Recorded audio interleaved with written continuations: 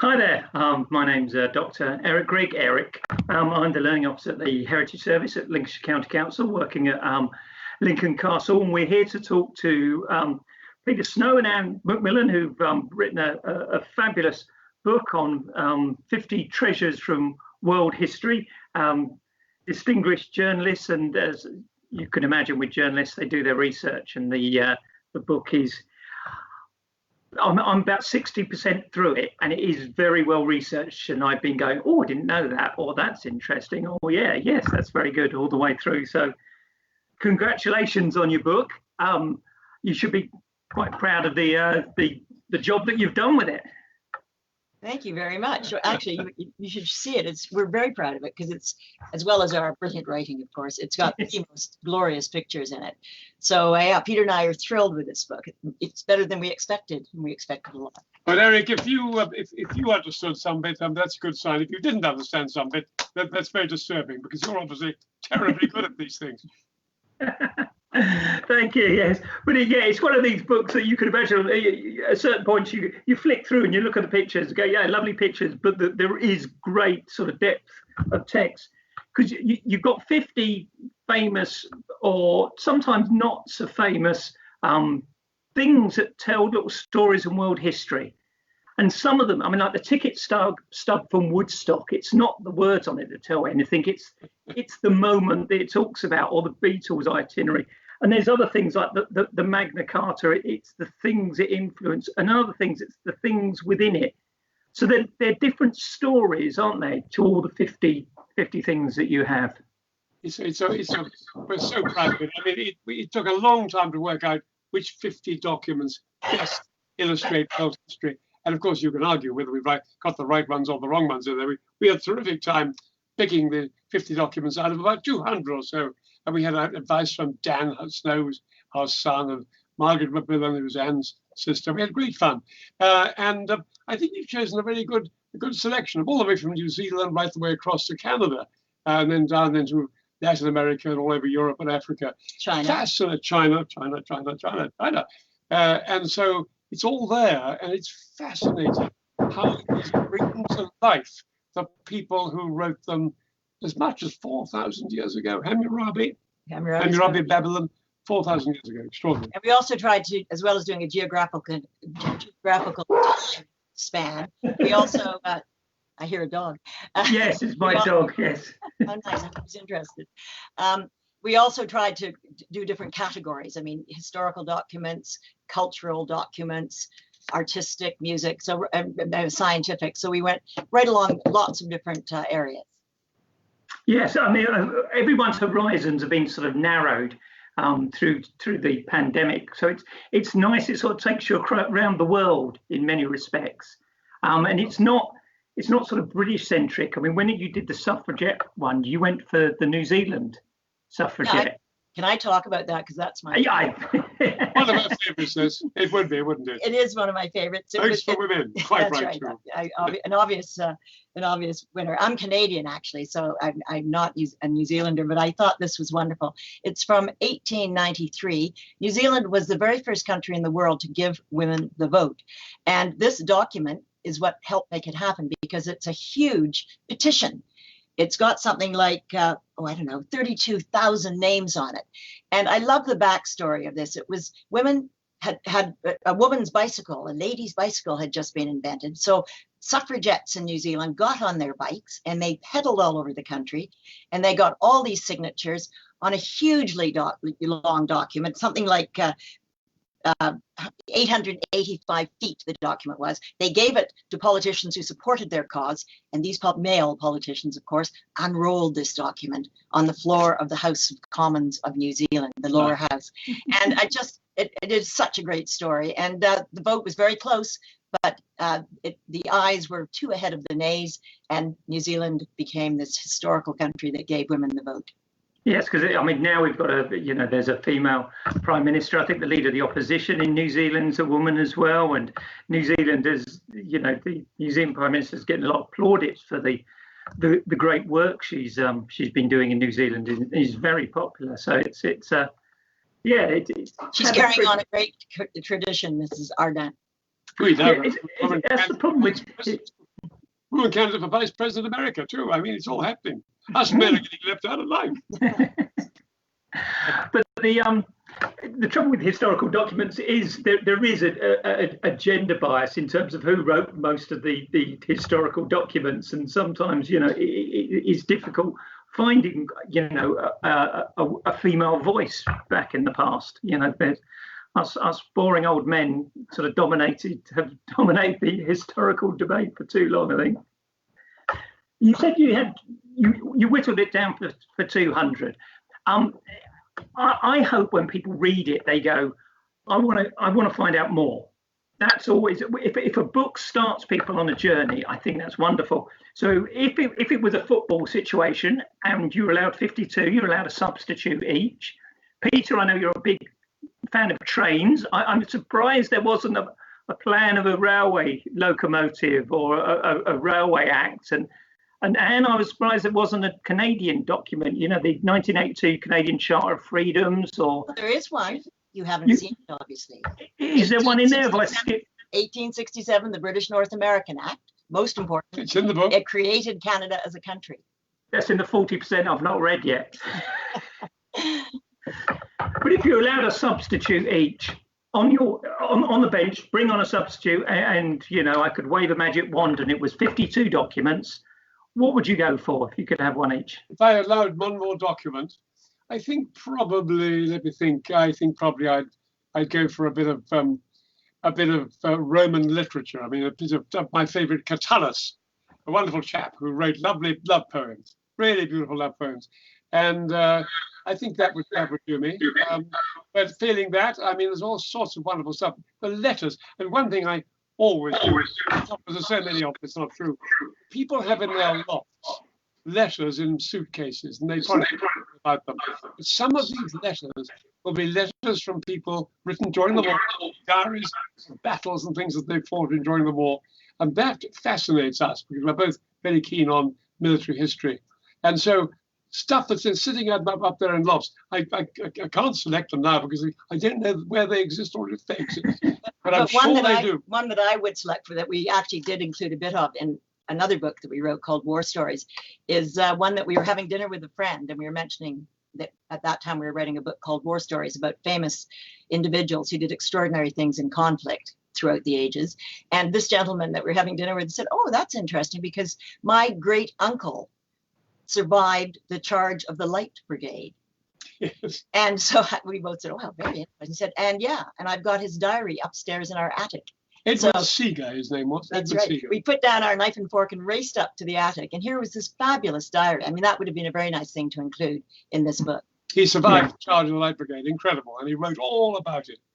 Yes. It's yeah, I mean, it sounds like you know what's in my loft because I've got me great-granddad's diary from the Somme somewhere up there as well. And everyone's got these little things. And it's great when hopefully people will be inspired by reading some of these to go and sort of dig out their sort of things and their stories and see the connections. So what's your favourites? Well, my favourite, I think, probably is one called the Codex Mendoza. Now, you may say, what on earth is that? When Cortes attacked Mexico in 1521, he completely obliterated the Aztec civilization.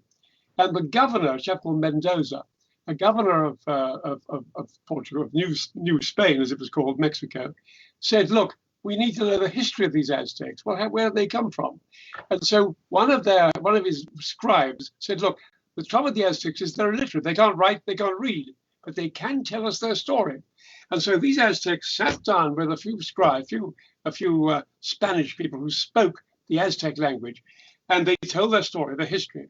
And this codex, I don't know whether you can show us a picture of it. It's probably they got lost in the system somewhere. Yes, I think they are showing a picture. If you can show us a picture, I can show you. On the it's there. I'm sorry, it's on the screen. I'm so sorry, we can't see it here. You can. This lovely picture shows the Spanish writing around the pictures drawn by the Aztecs themselves. So the Aztecs drew the pictures and explained their history. The Spanish explained the pictures with little script.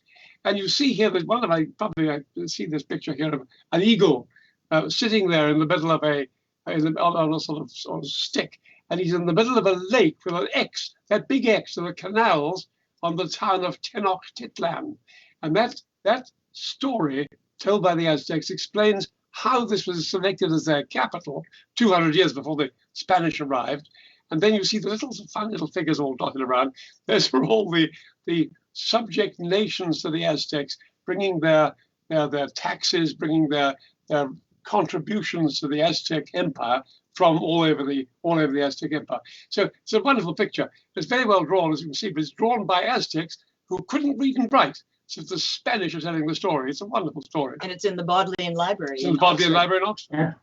Yeah, I saw, that one did catch my eye as I was going through it, because there's vast empires sometimes across the world where we just don't get their voice, and the only time we get any documents, it's when a sort of European country goes in and takes the place over. So having their voice like that, I think, and voices from across the world, I think is quite incredible. And what's your favourite? That's 500 years old. Mine's is my favorite is Shakespeare, Folio, first Folio. And this is another wonderful backstory. When Shakespeare died in 1616, 18 of his plays had not been published. And that included things like Macbeth, King Lear. No, actually, King Lear had been published, but Macbeth, Julius Caesar, Twelfth Night. And so two very enterprising members of his theater group decided they had to find these plays and write them down. So they did. They went through all Shakespeare's notes. They went through playbooks. They did everything. And they managed to put them all, along with the other 18 plays which had been published already, into a giant folio. And it is a beautiful thing. Something like 245 still exists, actually 235. And lots of them have been lost, but there are still many available, and they're still finding them. For example, there was one found in France in a library. There was a pile of English books, and the librarian was clearing them up. They'd been sitting in a corner gathering dust, and he suddenly came across the first folio. And also Mount Stuart House in Scotland, which you may remember had a giant renovation a few years ago. They found one there. So it is a masterpiece. It's beautiful to look at, and it is gorgeous. And it also contains that very very iconic picture of Shakespeare with the dome head. A Flemish artist called Martin Droos had actually drawn it. He'd never met Shakespeare, but he drew it from people's descriptions, and people did say it was very good likeness. So that's the one picture that we remember as looking like Shakespeare, and it's in the very first page of the book. Yes, if Shakespeare hadn't met him, I'm sure if I had Shakespeare, I'd have written him a letter going, people have seemed to have erroneously told you that I'm balding. I've got a beautiful head of hair, even if it was a complete and utter lie. One of my favourite things doing in history is sort of debunking myths, and you do get lots and lots of myths that people have. Is there any document that when you started researching, you suddenly went, oh, it's not the thing that I always thought it was, that there's a different story? Did you get that going through the book? I would say not really, because we did actually, when we were doing our research, any that we discarded was for that reason. We wanted to do documents that actually we could trust. But I will say one thing, Eric, is that we were quite surprised by how often these documents would never have survived. For example, Anne Frank's diary, written in 1942 to 1944, when she and her family were all hidden away from the Nazis. They were Jewish, of course. And when they were finally discovered by the Gestapo and taken off to concentration camps, the police took everything out of the house of value, but they left her diary and bits of paper lying on the floor.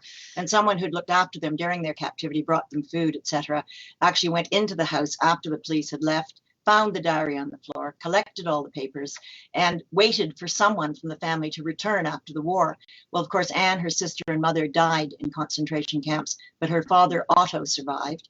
And when he came back, this lovely woman handed him this incredibly valuable document. I'll tell you, Erik, your question does just touch a little point in my mind, which is memory of Apollo 11. I mean, we watched the Apollo 11 program. We thought we must get a bit of Apollo 11 into this wonderful thing we're doing with you at Lincoln.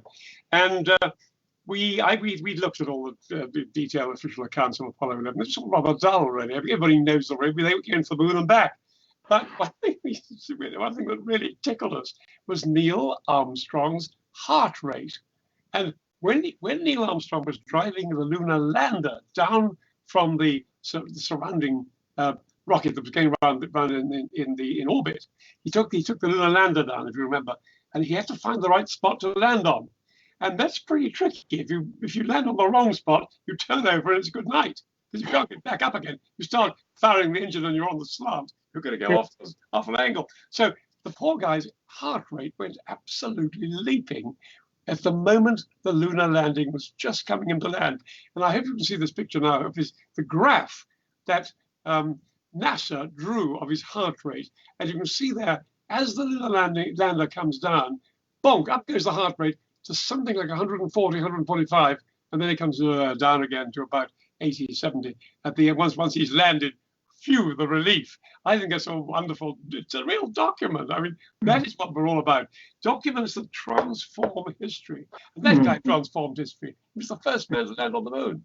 We actually, you might say, we did have this discussion, what actually constitutes a document? And we had a discussion about this one, because is a heartbeat actually a document? And we decided yes. And the same goes. The graph of the heartbeat. Yeah, that's right. And then the other one, of course, is the Beatles envelope. We found we found online a used envelope that had been written over by Brian Epstein, the Beatles manager, in 1964, just after the Beatles had been on the Ed Sullivan Show and become a huge hit in the United States, because they were already a big hit in England. But the Americans were a bit snooty about them. They called them a novelty act, and they joked about their little hairstyles and matching suits and everything.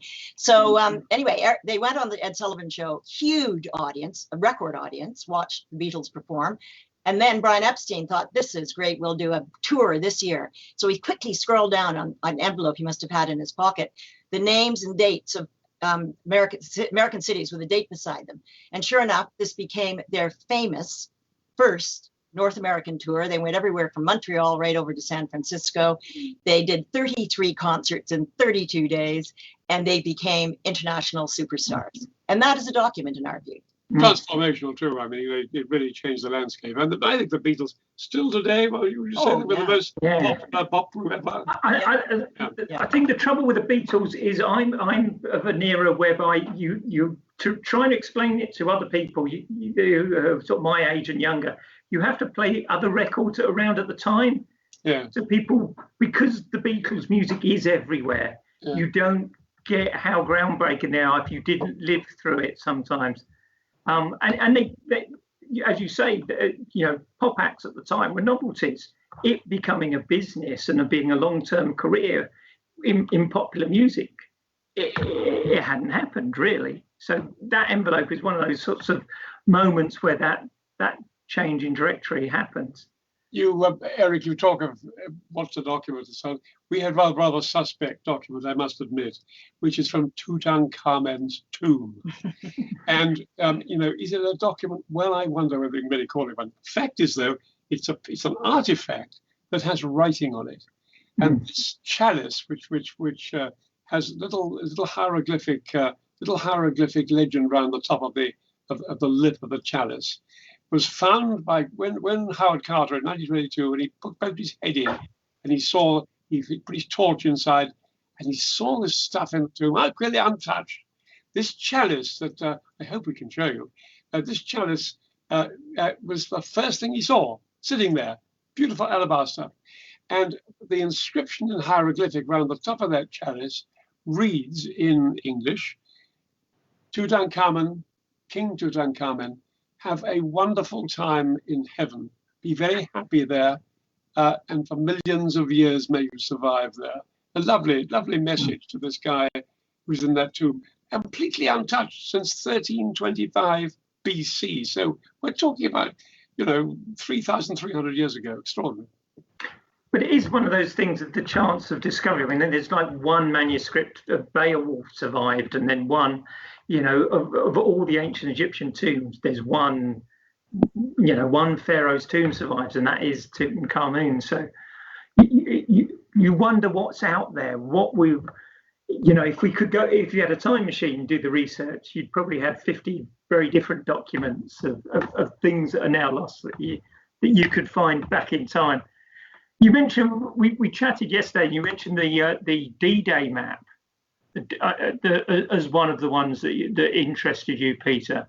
Well, yes, because I mean, D-Day, again, we're talking about documents that illustrate great moments in history, and clearly the document that shows, this is an official document that just after D-Day happened, it was all called out by all the generals and naval officers who were there. And this does show, it shows the beaches, the beaches on the 5 beaches on which the Allies from America on the left, right across the English on the right, and the Canadians. Absolutely. Juno Beach. Juno Beach. How they landed in North Brittany, in North Normandy, and it just describes this extraordinary day, which transformed the war. It was that day more than any other, apart from perhaps Stalingrad, to be fair to the Russians, but it's that day more than any other on the western side that really made it definitely on that there would be a victory over Germany and peace in Europe, which has lasted ever since. And so I think that map is terribly important. It's one because a lot of battle plans written before battles is not what happened at all, but that one was meticulously planned. And like Apollo 11, you know, as you say, with the heart rate really captures the moment, because the people doing Apollo 11, they weren't just having a couple of shots of Bulban and go, well, we've just invaded the moon. They're sensible scientists, and the people that planned D-Day were sensible military people coming out with detailed plans on what to do. So it's sometimes interesting sort of capturing the moment. You've got the Greek ostracons in there. Well, yes. I mean, people will have a clue what we're talking about, Eric, but some people won't. Some people will. But they will not. We'll explain it. Because the Greeks were the first real democracy ever. And to be honest, ever since then, there hasn't been a real democracy in which every single citizen, every single man, no women, I'm afraid, no slaves, every single man in Greece had a vote. So if they had to make a big decision about going to war about anything, more or less, they would assemble in the assembly, and they would say, well, yes or no, and you put your hand up, and they'd count the votes, and that was it. It was real, total democracy. The only thing you were allowed to do, though, apart from that, to actually vote with a bit of paper, as it were, was a thing called ostracism. We call ostracism, we know what it is today, it's excise. So don't like Eric, let's ostracize him. So we push him off to Greece for a couple of years. And ostracizing was something they did do in ancient Athens. And each person had a little tiny bit of pottery. And I hope you can see this little bit of pottery here with the name Megacles on it. Megacles, it reads in English. And that little sherd of pottery was one person's vote for ostracism. That was the ostracon. That little bit of paper, bit of pottery is an ostracon. And on that is scribbled by the voter the word Megacles, meaning I don't like Megacles. Get rid of him, mate. So all these ostracons get bunged in a barrel. Everybody chucks them bits, some a bit of wood or a bit of paper or whatever, of a Paris, or indeed a little bit of pottery like that. Chuck him in a bucket, count the big things out of the bucket. And if there are 6,000 of them, that person is ostracized. So out goes Eric, off he goes for 10 years, and come back after that. Do we know what he did? Was he a bully? Was he a tyrant, or was it just smelly feet? It was sad. No, he's a tough chap. He was a member of the thing of a family called the Elk Myanids, and they were identified for a long time with having been rather friendly with the Persians, who the Greeks didn't like very much. The Persians kept invading, and Megacles was thought to have been part of this family that signaled to the Persians at a certain stage at the time of Marathon, the great battle of Marathon. Look, if you chaps come round the corner now, the Athenians are looking the other way. So he's a sort of spy. And Megacles, unfortunately, Megacles was a member of this family. He was also extremely wealthy and extremely unpopular. So the chaps just sort of formed in the square. I said, "Get rid of Megacles." I said, "It's a lovely thought." So put him on our shirt of pottery, put your hand up, and off, hell with Megacles, off he goes. It's a wonderful piece of real live democracy. Yes. I mean, you mentioned who you'd like to get rid of right now. I can't mention no names. Yes, voting people out as well as voting people in. That would I think that would change the political landscape in many countries across the world. But when you say that, it's not a document, I think anything that you can put, I mean, if I teach undergraduates, anything I can put in front of them where I can say, like, what does this mean? It doesn't have to be words. And the thing is, it's documents have a history as well. It's not just a set of words. I mean, the Magna Carta, which is in it, or that has a history, and the document has lives and things it goes through. Or Anne Frank's diary. The survival of Anne Frank's diary is quite as important as the words in it. You have the little Churchill's little percentage document. Yeah, talk of documents that make a difference in history. I mean, this is Churchill scribbling on a piece of paper in a talk with Stalin in October 1944 in Moscow. He's with Stalin, and Stalin's armies occupying most of Eastern Europe by this time. They're still moving forward. They haven't totally finished their advance. But Churchill thought, look, if I sit this guy a document saying how much percentage roughly of each country we should each have, us Westerners and Russia, that'll give him an idea of what we think. So he scribbles down on this document, Greece, 10% Russia, 90% West. Fair enough. He scribbles down Hungary, 50% Russia, 50% West. Ho, ho, wishful thinking. Anyway, he pushes this document. It's called the Percentages Agreement. He pushes this document across to Stalin, says, what do you think of this? Stalin looks at it and gives it a tick and shoves it back. He couldn't care less. His armies are conquering all of Eastern Europe. He's going to keep 100% of it, apart from Greece. And so Churchill obviously failed to get Stalin to agree to 50% of Hungary. But it is an example, really, of how huge matters are agreed by two leaders, I mean, or not agreed, by people in incredibly powerful positions. It's terrifying, but that's an extremely important little document. It's Churchill failing to stop the Russians coming forward. He did get what he wanted in Greece, to be fair. Stalin stuck to the arrangement that they wouldn't try and invade Greece. Didn't Stalin say to Churchill, we better burn this naughty document? No. Churchill said to Stalin, this is rather a naughty document, by the way, this thing I'm passing on to. It's a bit cynical, which it was, of course. I think perhaps I want to burn it. Stalin said, no, keep it. Quite clever of Stalin, because actually it exposes Churchill as a cynical one. And now it's in the Public Records Office. It's in the Public Records Office in Kew Gardens. Well, they could have said so. When the Soviet tanks went in 1956 at the end of the Hungarian uprising, they could have waved it in front of the tanks, and Stalin. That's right. Successors would have gone, oh, we should have burnt the thing. Oh, that's foiled. That's right. Yes. Maybe you can do the same in Hong Kong. Is there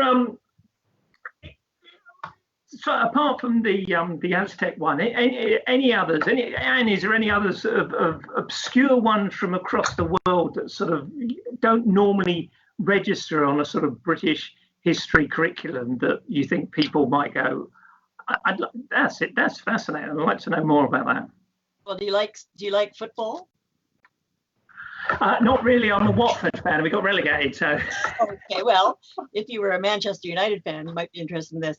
Something called the Football Rules Notebook, and this is a little notebook full of writing about meetings that led to the creation of rules for football in 1863. There were already rules for cricket at that point, and a man from Barnes, where we live in southwest London, called Ebenezer Morley, was playing soccer, as I call it, the football here in Barnes with his team, and they went to play another team, and the rules were totally different, and they couldn't play. So he put up his hand and said, look, I'm going to invite all the major football clubs in London to come and meet me in a tavern in Covent Garden, and we will bang out some rules. So they had a number of meetings from October to December in 1863, and Mr. Morley wrote down by hand all the discussions. So we have that record, and it's quite fun because the last meeting was in December, as I mentioned, and only one person was out of the 12 football representatives who were there was against it, somebody from Blackheath Football Club, because he wanted to include something that said you could run with the ball and you could kick your opponents. So he walked out was angry and walked out because they wouldn't include those two things. And he went on to start the Rugby Union Club. But the other chaps formed the Football Association, the famous FA. I found that really fascinating. If you want another good one from me, I mean, I don't, many of your listeners, I'm sure, your watchers will have heard of the Book of Kells. I mean, this story of the book, you talk about documents with a story, but the Book of Kells was written, it's the New Testament basically, and it was written out by monks in Iona, the Scottish Islands of Iona, in 800 AD. So we're talking about 1200 years ago. This book, which is still there in Trinity College, Dublin, and I hope you can see now a picture of the front page of the Gospels, and there is the Virgin Mary sitting there with Jesus in her lap, and that is drawn by monks, some of them really quite expert illustrators, of course, in Iona. And a year or two later, the Danes came along and completely obliterated Iona and all the monks' bedrooms and God knows what, where they were living. And so they escaped in a boat to Northern Ireland. And they took this wonderful book back to Kells in Ireland, where they all originally came from, and it was preserved in Kells. But there's a funny thing about this picture. I don't even see the Virgin Mary sitting there with Jesus on her lap. If you look closely at Jesus, I'm not sure whether we can see it close enough to see. If you look closely, yes, they can see it. You can see it. Okay, good old Jesus is dear old Jesus, young Jesus is sitting there in that lap. He's got a face like an old man. And what seems to have happened is that the monks on Iona, because they weren't terribly sure of how to draw this for Jesus' face, they said, "Look, George, I'm going to copy your face and put it on the infant Jesus." And so that's what people think, is that little tiny baby's face is actually one of the monks, probably a 50-year-old monk from Kells in Ireland, being used as a model. Anyway, it's great, fascinating.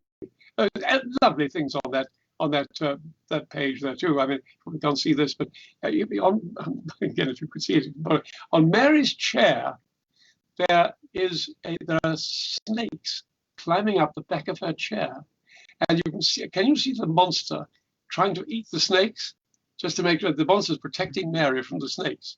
So that's rather fun. Anyway, if you can't see, it doesn't matter. But it is, the Book of Kells is the most beautiful document. That's why we had to include it. I'm sure you've seen my notes, because that was the next question I was going to ask you. You get some of the Gospels there. It's not the words, because it's, it will just be the New Testament, it will just be the Vulgate again. But it's the beautiful the pictures around it that give you sort of an insight to life. Because in Britain, we tend to think of Britain, because we're near Europe, we get the things before Ireland, and Britain's always slightly ahead of Ireland. But in that period, it's not the case, is it?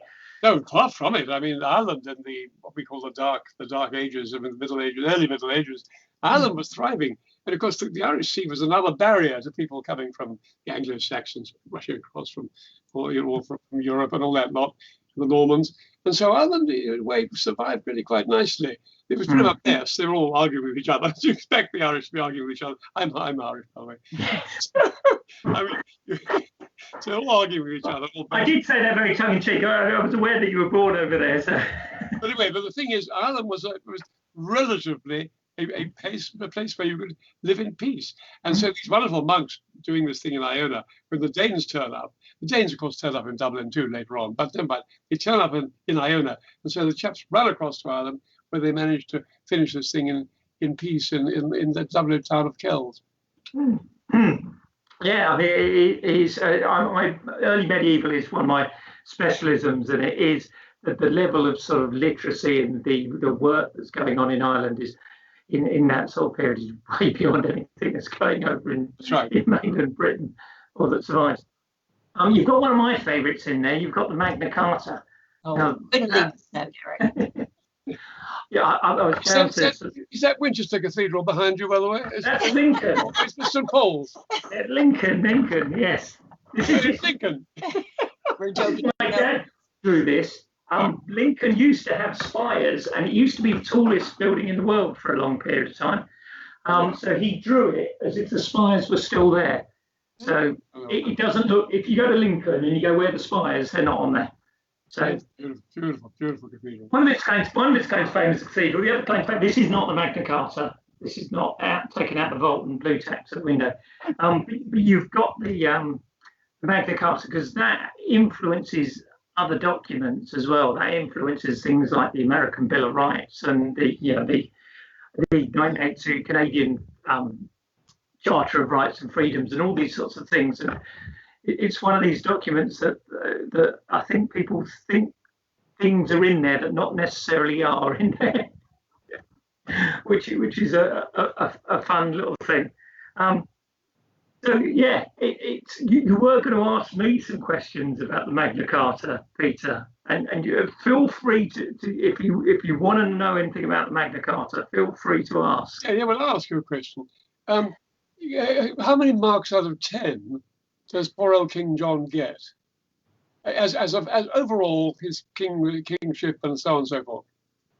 I think I think the fact that there isn't been a King John II sums up King John very well. And you reported on the Britain and the British royal family and trying to explain what was going on in Britain a lot to a Canadian audience. And I think even the Canadians would have gone, no, you shouldn't have had a King John II. That's not a name you want to go with. So I think that just sums up how appalling he was. He was dreadfully unpopular. He won battles and lost wars. He used to make passes at his barons' wives and daughters, which is not a tactful thing to do. Tough. In all workplaces, there's about 20 people you have to sort of get on pretty well with. And, a couple of them might annoy you, but you smile and nod and think, well, I'm sure they're a nice person in their own right. But he just doesn't seem to bother. He's just really cliquey and a really nasty piece of work. So losing half of France, causing all the uprisings, I think he should get a 1 out of 10 because I'm feeling generous. I use a quote in the Magna Carta in the book from a contemporary who called him a tyrannous whelp. Poor old King John. I mean, he was a disaster. He was one of Henry II's most pathetic sons. Henry II had one of the sons, Richard Lionheart, and all sorts of other people. One called Henry, who died too young. And the father always thought John was his favourite. Oddly, the mother, Eleanor of Aquitaine, she thought John was a complete loser, which of course he was, it's right to say. So obviously you're giving him about 1 out of 10 by the sound of it, if that. Yeah. Can I ask you a question? Yeah. Why are there so many versions of the Magna Carta? We've got one in our book from 2015, another one from 2025. Basically, what happened is every time the Crown ran out of money, they turned round to the barons and then to Parliament, because Parliament sort of emerged as the Magna Carta was being reissued and said, look, I promise to not be oppressive. And they'd go, okay, reissue the Magna Carta and we'll grant taxes. So generally speaking, if there's looks like there's a rebellion going to happen, what you do is reissue the Magna Carta. So 1216 there's a civil war going on. John's died and the regent is trying to reunite the country. 1217 is reissued just after the French. Prince Louis is defeated to try and reunite the country. 1225, Henry's trying to get taxes granted. 1297, 1300. Every time it's to do with taxes. It's a very cynical thing to think that governments are far more sort of generous when they want something in return. They want some more money. Can we have some money? Look, we'll give you some freedoms. Any chance of some money in return? So that's why that happened. One question about Magna Carta. I mean, is it as much to protect the barons as it is to protect the ordinary people? If it protects the ordinary people at all. I mean, there's a habeas corpus in there and all that stuff about being judged by equals and so on. But that's quite a long way down when you compare it with barons' widows who get looked after and all sort of rubbish. I mean, is it really barons succeeding, or is it the ordinary people for the first time? Hooray for democracy. What do you think? Historians, I mean, you're never going to get a TV series or a big book out by saying everyone else who's talked about this king before is broadly right. This is broadly what they're like. You tend to get sort of like, if you say you're going to rewrite the history books and radically change it. There's one historian that found a document that said that the barons were nearly as bad as John. And that is as much as John has ever been rehabilitated. In the way that Richard III, there's people that go, no, Richard III is a really nice guy.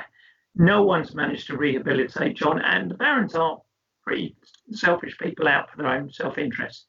And when people read the Magna Carta, it's the Declarations of Rights of Man from the French Revolution, or the 1992 Canadian Rights, or the American Bill of Rights, or the English Bill of Rights, has got real fundamental things early on. But the barons could think of 38 more important things to do before they started talking about basic human rights. So people read it and they go, oh, this is all about the barons and what they want. But that's how they felt they were being oppressed. So the barons were, generally a self-centered bunch. But I think anyone that's in a situation where you need the sword to protect vast amounts of land isn't going to be a nice guy. But the great thing about the Magna Carta for a lay person like myself is that it did actually say for the first time that not every man, free men, which there weren't that many at the time, but barons mainly, could not be tried by the king. Basically, the king had it was not the final court in the land. He had anybody who was found guilty had to be tried by the laws of the land. So the king definitely lost power there. Yeah. I mean, the difference, I stood by the Magna Carta once in the Magna Carta hall at Lincoln Castle, and someone came in, and there was a lady with a daughter, and the daughter was going to study law, and she said, and I said hello, and she said, oh, look, this is the first law code in England. And I was going, it's quite clearly not. There's ones to about 600 AD, and she's going, it's the first this, it's the first that. And I was going, I'm terribly sorry, it's not. And she said, well, what is it the first of? And I think the difference in the Magna Carta and the old coronation charters that have been issued since Henry I's time is it's the first time that people have gone up to the king, gone, right, give us these rights. And he's had to hand them over, as opposed to him going, of course I'll obey the law and I generously give you the rights. And it creates a different thing. I mean, it's like the analogy I always use is if my wife says to me, I love you, and I go, I love you too, she doesn't count that as much as if I say it spontaneously. Yes, I'm sure the key thing about Magna Carta is the first hugely identifiable moment in British history when the king's power is addressed, and that the barons or ordinary people, whatever they may be, and barons in this case, begin to say to the king, you are not quite all powerful. Yeah. And that's terribly important. Of course, again, goes on through British history, the charters and all that sort of stuff, and then, of course, go through people like Charles I and the Great Reform Act of 1832 and so on. And so the power of the monarch today, poor old Elizabeth, Queen Elizabeth, bless her cotton socks, but she doesn't have a great deal of power. If you compare her power with that of even John, John was enormously powerful until those barons said to him. Well, he tore it up afterwards, didn't he?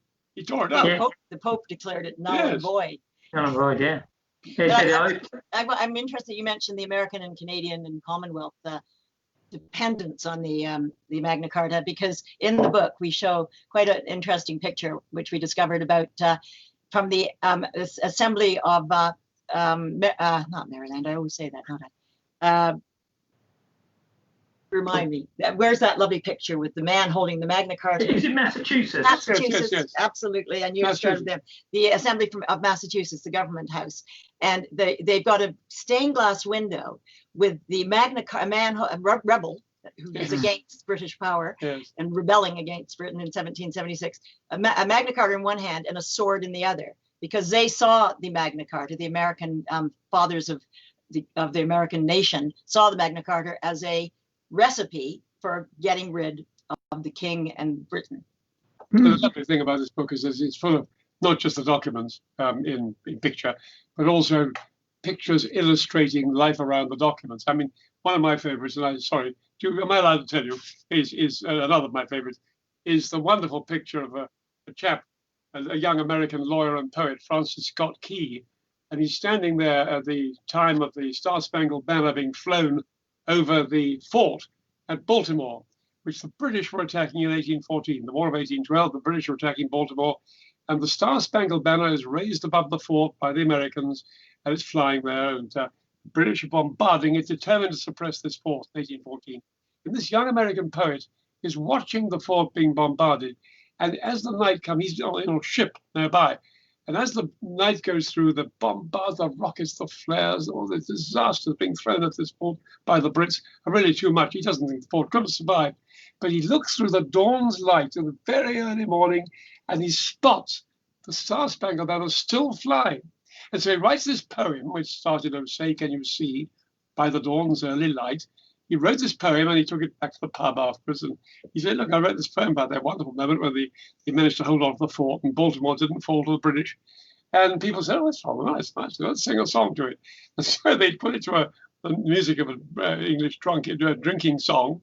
It sort of it was sung in pubs and goodness knows what for 130 years before it became the American national anthem. So Francis Scott Key, that chap standing there, I can see the picture, he's standing there looking at through the dawn's early light of this Star-Spangled Banner. So we Brits inspired the American national anthem. That, I think, is quite a big surprise to people. It is surprising when you look at the early history of America. There's lots of iconography. There's lots of things that are set up. This is this important ride or this important crossing of the river and this important.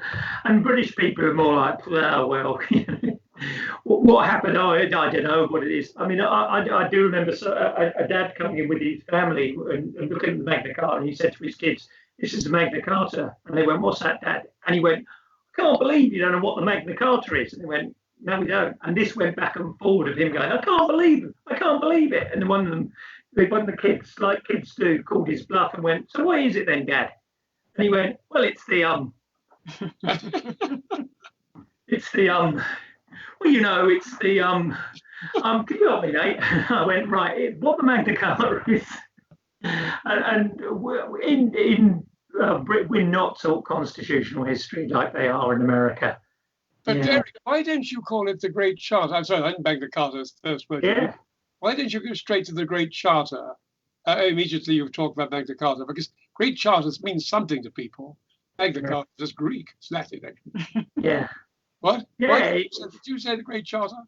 I call it Magna Carta. I mean, technically, that's not the Magna Carta because it doesn't become the Magna Carta until 1217, when all the Forest Charter stuff is taken out, and there's two charters, a big one and a little one. So you get the Magna Big Charter, but it's Magna Charta. It should be Magna Carta, a Magna Charta rather in Latin. It should be CH, not just CARTA. So in medieval Latin, but that's just what it's called. You're talking to a classicist here, you probably meant. Oh, medieval Latin is awful. Yeah. Really good to be, Eric. But no, I'm sorry. My point was a different one, really. I'm saying, why not say, look, scrub the Latin or the Great name. Charter of Liberties. Great Charter of Liberties. Why not? When you're talking to people, they will immediately recognise what you're talking about. You talk about Great Charter of Liberties. Magna Carta is just as sort of Latin as people. But anyway, a tiny point. But people have heard the phrase. I mean, there's a pub near the castle called the Magna Carta, and people go, "Oh, Magna Carta." Yes, of course. It's a phrase. They don't know what it means, but they know it's that thing that's important. Yes.